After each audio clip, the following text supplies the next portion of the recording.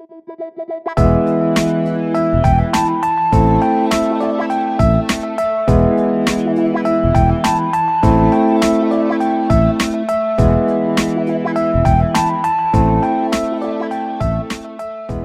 the relief printing studios are in constant use, cleaning individual workstations as well as communal printing areas is an important part of good studio etiquette and workshop maintenance. Enclosed shoes are required when working in any of the printmaking studios, and lab coats are provided to keep your clothes clean. You're encouraged to use non-toxic methods when cleaning the relief printing workstations. Please take note of all signage that indicates the necessary personal protective equipment that must be worn.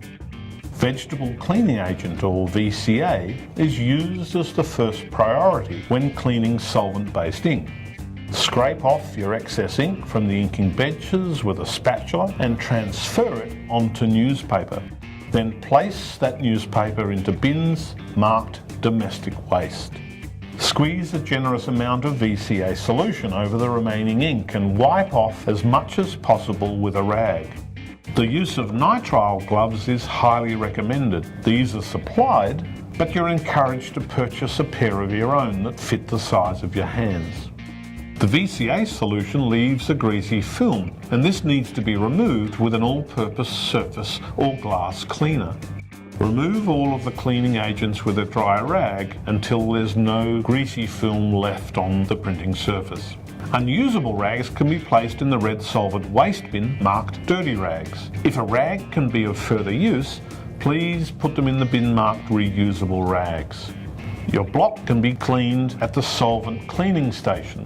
Wear appropriate PPE, including a few masks with a solvent rated P2 cartridge and nitrile gloves. Before you start, please make sure that the extraction system has been turned on. Remove any ink with mineral terps, which is in the red containers marked mineral turpentine.